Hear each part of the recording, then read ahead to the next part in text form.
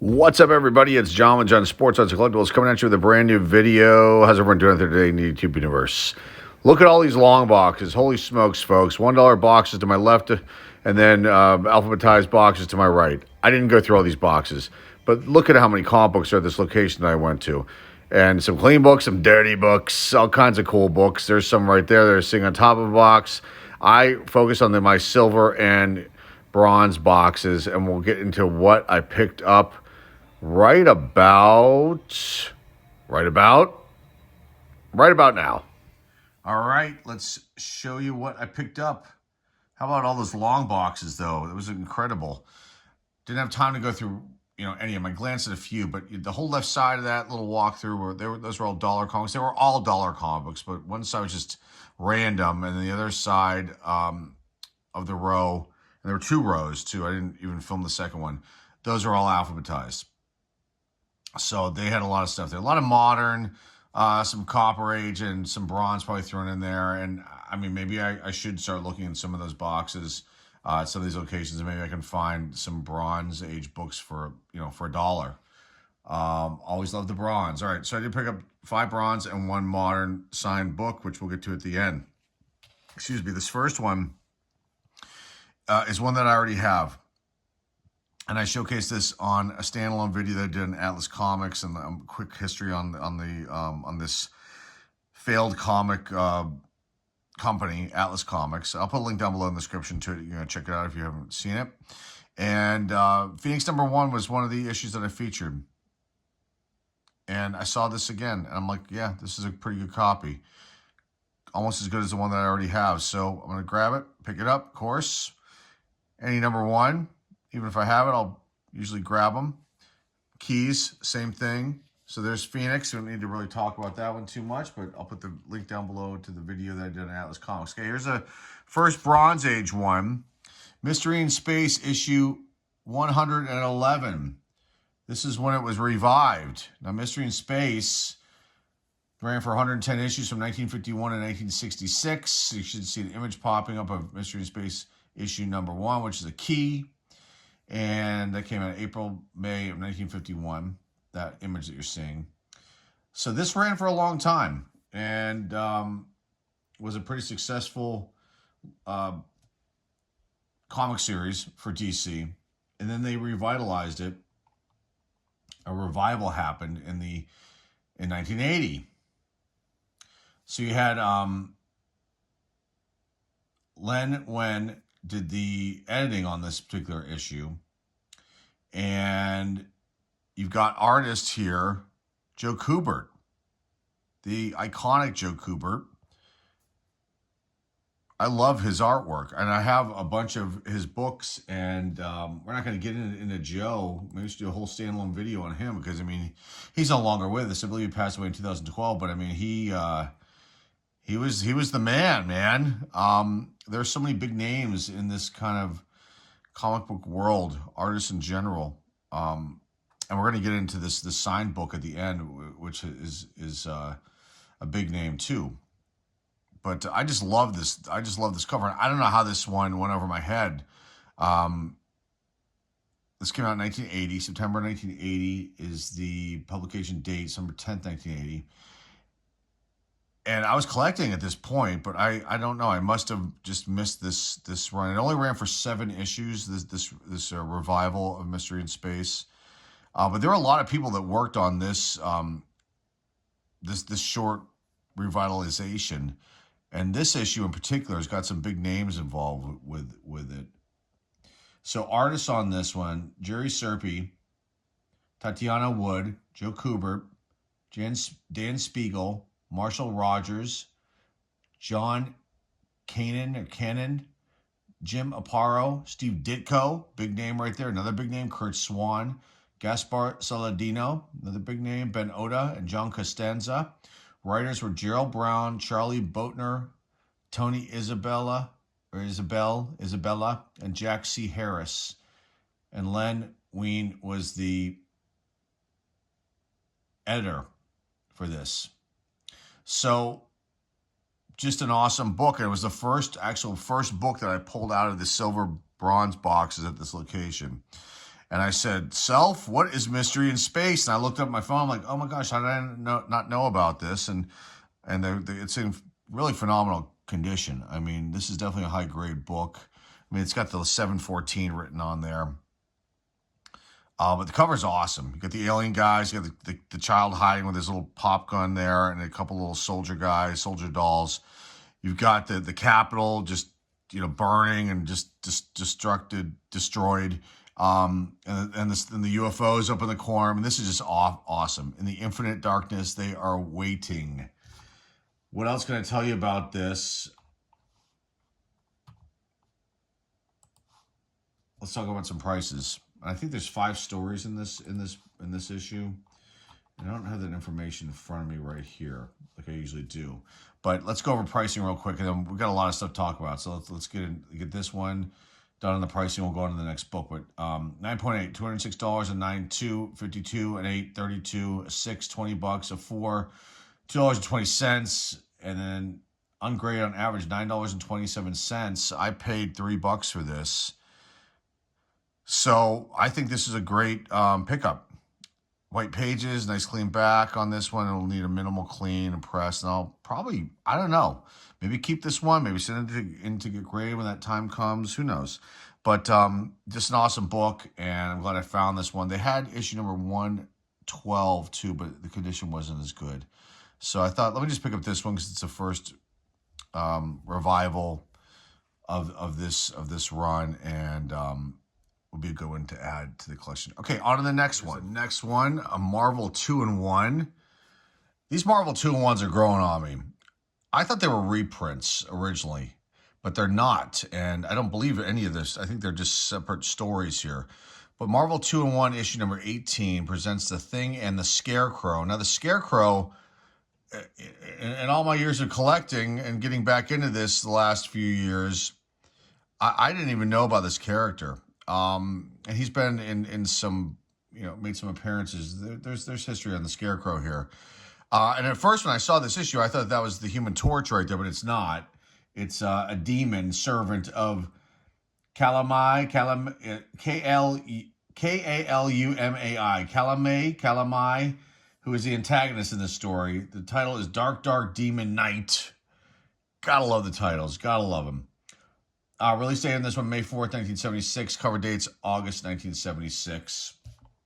And it's just a one story.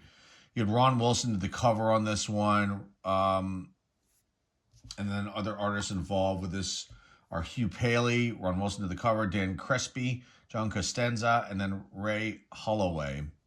Editor is Marv Wolfman, and then the writer, Scott Edelman.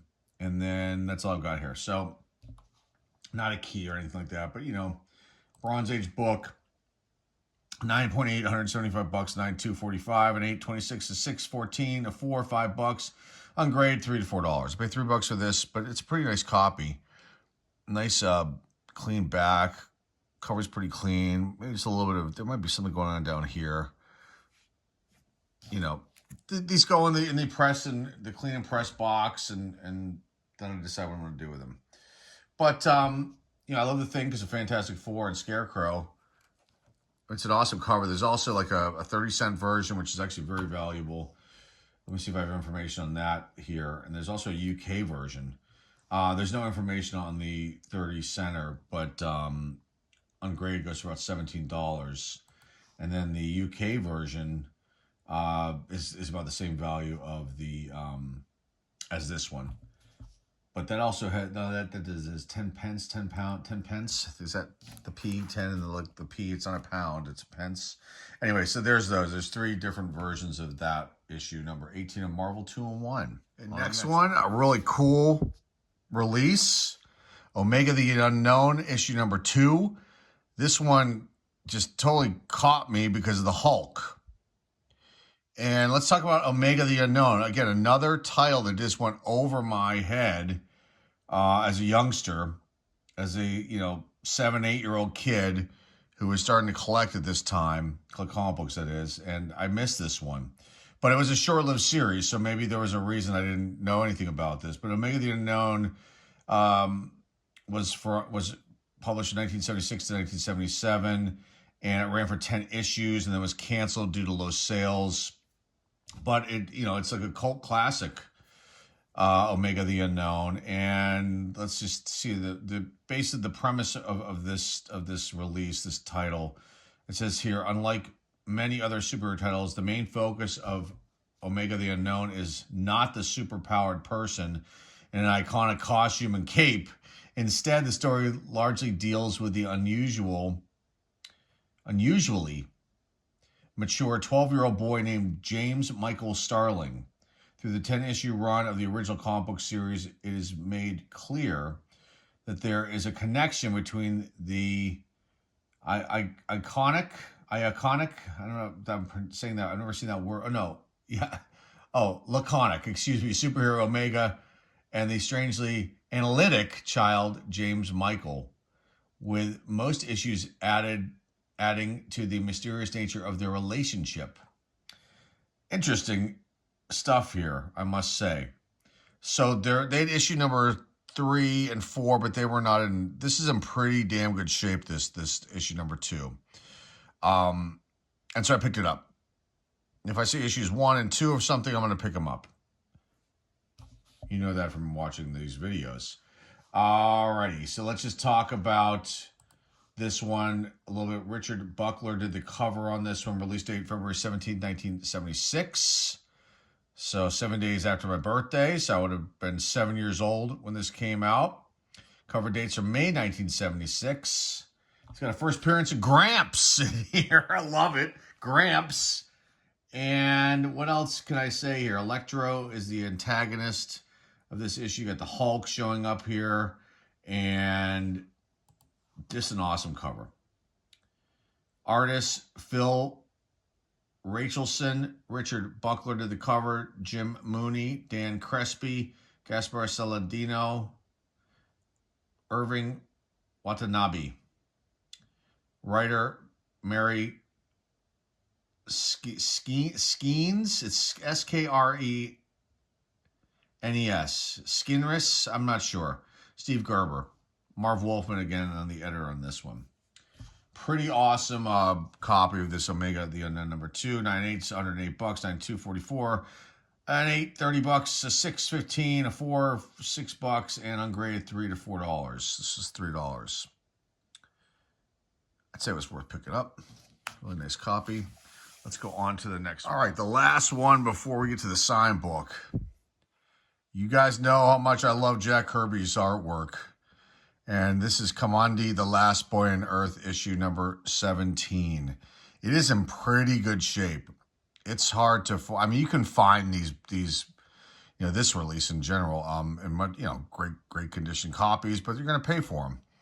And to find this for like $3 with minimal wear, I mean, literally minimal wear. It's like this is a tough cover when you think about it. The spine's fine because of the white, but then you go up here and here with the dark green, the darker colors here, you're gonna be prone to maybe some chipping. There's a tiny bit here and there, but it's in general. I think it had white pages. The back's pretty clean. A nice copy of this. I think there might be. It looks like there's some like ticks, but this could be pressed out. There wasn't anything color breaking. I don't think I saw on the spine. Where the color starts. There's something right there, but anyway, this is an awesome copy of this, and the cover is incredible. And I've seen this one before, but it's usually in pretty bad shape. This issue, whenever I've come across it, I just love the ape soldier guys are like lowering Kamandi into this pit of, I don't know what those things are. I didn't read this, didn't look at it. Just picked it up, put it right immediately in the bag and board. But just an awesome cover. Love it. Love Kirby's art. You guys know that. Talked about it before. A couple first appearances in here. Sergeant Ugash and Gophers. Maybe these are the Gophers. Maybe they're like mutant Gophers. They make a first appearance. Gorillas are also in this too. It says here making an appearance. Gorillas. This is Jack Kirby's creation, and this is his thing. I mean, he's all over these Kamandi issues. So he's the main artist here, and D. Bruce Berry. But, Kirby's the writer and also the editor on this one, too. Publication date, May 10th, 1974. Issue number 17 of Kamandi, The Last Boy on Earth. This has to be one of my favorite. Well, there actually a lot of the covers. I take that back. I was going to say this is one of my favorite ones. This is one of, it probably is in my top 10 commodity covers that I've come across. I really, really dig it. There are some good ones. Okay. 9.8 in this book, $222, 9.2, $51, and an 8, $30. A 6.16, a 4, $6 to $7. Ungraded, $4 to $5. Pretty nice copy. We'll need a minimal clean and a press, and that's it. Now I'll decide what I'm going to do that this one. Let's go on to the last book, which is a modern book, and it's a signed book, and we'll get some additional information about that. The last book of the video. This one's pretty awesome. It's a signed Adventures of Superman, issue number 500 by Jerry Ordway. And I only paid $3 for this, which I think is a steal because Jerry, and we're going to talk about old Jerry here, is a pretty iconic person in the comic book world. Now, this also came with the original bag that this was in, which is here, which is pretty cool. And it had this card here in with it. One Bloodlines trading card featuring 4 new Supermen. Whoops, it's upside down, sorry. Bloodlines was another release. I think I've got an issue or two of Bloodlines I've gotten in comic book packs. And this card, I don't know what number this card is. I have to look at this a little closer and see if this is a special card for this comic book or if it's part of the actual release that Skybox came out with. I'll look into that afterwards when I'm done with this video. But this is a pretty cool thing. You can see his signature up here and in silver ink. Now, I have seen this issue number 500 signed by Jerry in listings, but with a gold ink, and then he wrote something else underneath here. But there's not a lot of this one signed by him. There are other versions of this. I mean, other different signers of this, so I should say, of issue number 500 here, of people that worked on the book. Okay, so a little bit about Jerry. He's a penciler, inker, and painter of comic books, it says here. And I'm reading off his Wikipedia page, folks. Just trying to get some general information out there to make these videos fun and interesting for people to watch. He's known for inking work on a wide variety of DC Comics titles, including and continuity redefining Crisis of Infinite Earths, and his long run working on Superman titles from 1986 to 1983, and for writing and painting the Captain Marvel original graphic novel, The Power of Shazam, in 1994. That's a famous one. And writing the ongoing monthly series from 1995 to 1999. He has also provided inks for such artists as Kurt Swan, Jack Kirby, Gil Kane, Steve Buscemi, Buscema, excuse me, I said Buscemi, didn't I? I think it's Buscema, Steve Ditko, John Byrne, and then George Perez and others. And then we're not going to read into the whole bio of Jerry here. He's still with us. He's 67 and has a really long, nice career here of work and you know, inkers. That's a different world. He talks about it in his this write up here. It's a different world. I think he mentioned something about like the inkers, you know, they can do a phenomenal job, but the page belongs to basically the artist. And I can see how that would kind of suck if you did a phenomenal job inking the page and it looked incredible, but you get the credits in the credits, but not the credit. That's always the main writer, it seems like, and penciler. An artist. Okay, so let's get into this book some more. So this has got a lot of people that worked on it, and there are a bunch of stories here. And the cover artist, so I think is Tom Grummett and then Doug Hazelwood, who are listed up here. But I'm not sure if they did this like hologram kind of 3D looking thing here on the cover of this. Now there's also a platinum version of this that's extremely valuable, and then there is the regular versions, the newsstand direct copies of this release of this issue 500. Let's see here. There are a bunch of stories in here. Am I right in saying that? There are. The first one is Life After Death. Then you've got First Sighting the Man of Steel. You've got First Sighting the Last Son of Krypton, First Sighting the Metropolis Kid, excuse me, and then First Sighting the Man of Tomorrow. And that is all she wrote with that. There are, what, 5 stories in here? It looks like 1, 2, 3, 4, 5. 5 stories. Back from the Dead, question mark, exclamation point. I love it. This copy's in phenomenal shape.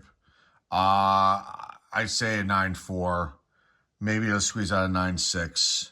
I'm sure if I got this graded, CGC would find something wrong with it. The back, the spine's never, this is never looked at, you can tell. As soon as I got it out of the original bag and board, I could tell right away it was never been looked at. Because the spine is like perfectly, there's no break in the spine or anything. And it's got little to no wear on it. It's a phenomenal copy. So I paid $3 for this, like I said. I usually look through, not all these stores I go to have, signed comic books, but some do. And I will look through them, and I will look for titles. And then if I recognize, an artist, or in this case, like an inker like this, I will, see the value of it, and it's worth a lot more than $3. Let's put it that way. So I'm glad I picked this one up. But let's just talk a little bit more about this. There were so many people that worked on this book: Glenn Whitmore, Jerry Ordway, Dan Jurgens, Tom Grummett, Jackson Geis, John Bogdanove, I'm saying that wrong, I know I am, John Costanza, Albert de Guzman, and then Bill Oakley. Those are all the artists that worked on this in various capacities. Writers: Jennifer Frank, Roger Stern, Luis Simonson, Jerry Ordway. Did some writing on this too, okay. Dan Jurgens and Carl Kessel. Editor Mike Carlin and Jennifer Frank. Whew. Lot of names on this issue involved. A lot of people involved with this issue. June 10th, 1993. Was the publication date for this. And then values of this one, it's not that valuable. A $98, $75, a $92.29, an $8.21, a $6.14, a $4.12, on grade $4 to $5. But being that signed, it raises the value without a question, without a doubt. Just some quick numbers, and we'll wrap this one up on the Platinum Edition. A 9.8, $623, $624. So you can see the difference there. 9.2, $159, an 8, $96, a 6.76, a 4.45, 47. I'm sorry, $47. And on grade, on average, goes for $68.50. That is the Platinum version. And let's just look at the newsstand just for fun on this one. 9.8, $125, 9.2, $25, and so on and so forth on grade. $4 to $5, and then the direct copy is not worth as much. And we're not going to get into those numbers. And then there is also a white version of this too, which is not worth very much at all. $70 for a 9.8, and it goes down from there. And on average, about $7 for the white covered version of this issue number 500. And that is all I have for you guys today. Let's put some books up real quick and wrap this one up. We'll leave that one there, and then we'll put 2 more up, and I will just keep this rolling as I move some things around here. I love doing these comic book videos. They're super fun for me. There's no question about it. Let's put the Commandi up there. So 2 DC covers. Let's put one. Let's put this Omega, the Unknown, up too. Very cool stuff. And these other 2 books are awesome. This Mystery in Space one, I'm really glad. I mean, like, this was just, I just pulled it out as the first one. Then once I looked to see what it was all about, I was like, okay, I got to get this one. This one's awesome. And then even the another copy of issue number 1 of Phoenix from Atlas Comics from 1975. That's a great pickup too, just to add and keep that one in the collection. And now I can probably press one and then, get one of those graded at some point, depending on which one's better. Of the Phoenix issue number 1 from Atlas. But these are always fun videos for me. They're slowly starting to gain some views. They might be a little bit, I do these on the fly, folks. I might pause it here and there just to get my information prepared for you when I talk about these books. But, these are kind of like a straight shot most of the way through. And I hope you like these. And I love doing these kind of videos. They're extremely fun for me. I feel I get much more out of them when I do these kind of videos and when I do the card videos nowadays. I think it's because of the artwork is one of the main things, and the people that are involved in these comic books that I showcase here, and just some of the history that's involved and the time frame when these came out. And so for me, these are like very, very fun for me to do, like I said. So that's all I've got for you guys. Hopefully you enjoy these. Hopefully these continue to pick up some traction, continue to get some more views, and you know, just happy to do them for you guys out there who watch these videos. And that's all I've got. So remember to like, subscribe, comment down below, share this video with your friends, family, and loved ones. The eBay store link is down below in the description. Until next time, folks, this is John with John Sports Odds and Collectibles signing off, and I'll see everybody very, very soon. Take care.